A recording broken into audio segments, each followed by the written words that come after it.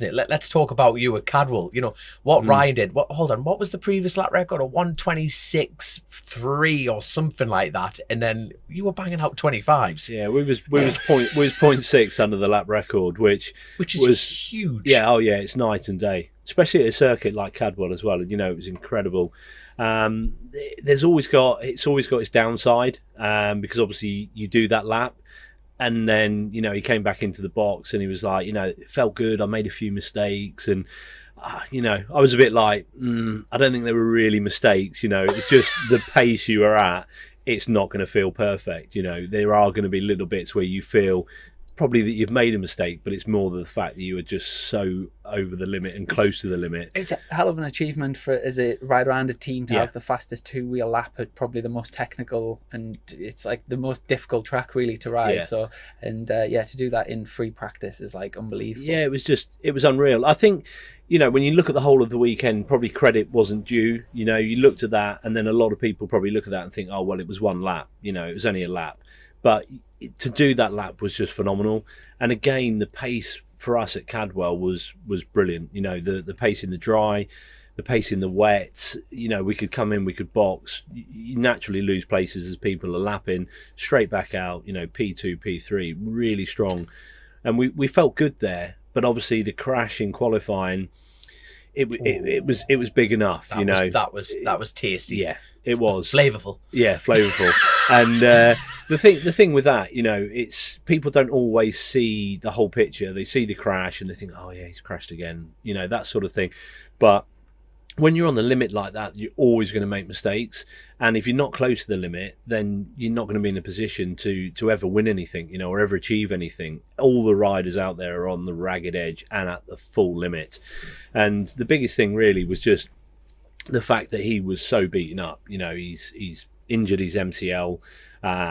He was just sore. His wrist was sore. His leg was sore. And to be fair, the biggest thing was the knee that was causing him the issue. And you'll know yourself, riding yourself. A lot of people watch it and think you just sat in the seat everywhere. You're not. All your weight is in your legs. You're using your legs to change direction a lot of the time. So come the race, it was just so hard.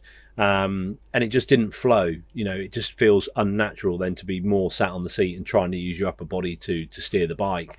So it was just really hard, but he did a great job, to go out there and consolidate and race in all three races. It would have been very easy to try it and then go, I'm not really feeling it. And knowing the fact that he had the pace at the start of the weekend to, at the end of the day, to challenge for wins or be on the podium. So it was hard to come away with 3 top 10s, when we knew we had more in the bag. I've got to say, fair play to your team as well for getting the bike out after qualifying for race 1. I was sat on the bottom of the bank and they were talking about it in the town, will he do it, will he not? And I was with 20 the, quid I was with the getting group thrown around the place. I'm not going to lie, I was with a group of lads and I said, there's absolutely no way that bike will finish the race. I said, cheers, Chrissy.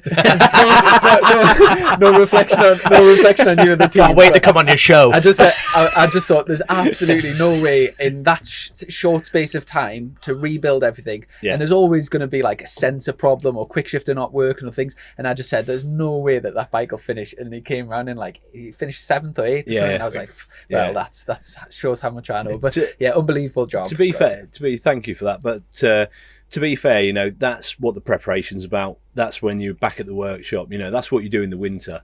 You prepare for those sorts of incidents. You have to have the biggest thing, especially now with the 3 race weekends, the short turnarounds. You have to have the stuff prepared. You have to have your sub assemblies. And it's very easy when you have a bit of a nothing crash to just go, right, I'll take the sub-assembly, and then someone forgets to rebuild it, So for us, our sub-assemblies are there built. We have a swinging arm with a chain on it, hugger, everything ready to go. Everything's there, just ready to bolt straight in. I was about to say, for our listeners that won't know what a sub-assembly is, you've just kind of explained that, haven't you? Yeah. So that's just a separate, already built bike. Yeah. That you can't. What are the rules within that? Not within a built bike. It's built parts of assemblies of a bike. Basically, with the ruling that we have in BSB, you're not allowed to have a fully built bike as a spare. You have to present the frame to scrutineering before you're allowed to change the frame. And realistically, all we have on the frame is we'll have foot pegs on the frame. The rear brake line is cable tied into the frame, ready to come out on the top of the headstock to connect, and the pivots are in the frame, cable tied in, and that's about it. So that had to be presented to scrutineering before we even started. So my job was to get that to scrutineering. Luckily at Cadwell, the scrutineers in the bottom paddock.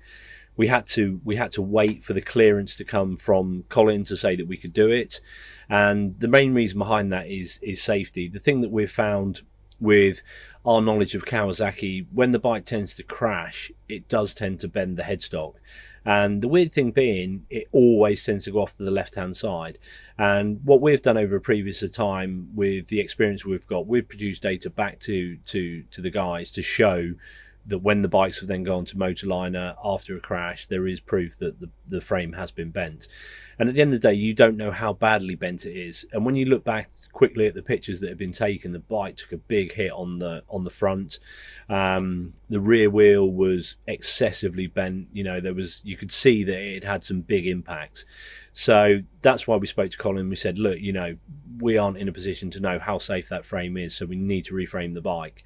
And to be fair, it was I wouldn't say the quicker option, because there's still a lot of work to do. You know, we dropped the engine out of the bike that we had while the boys were doing that.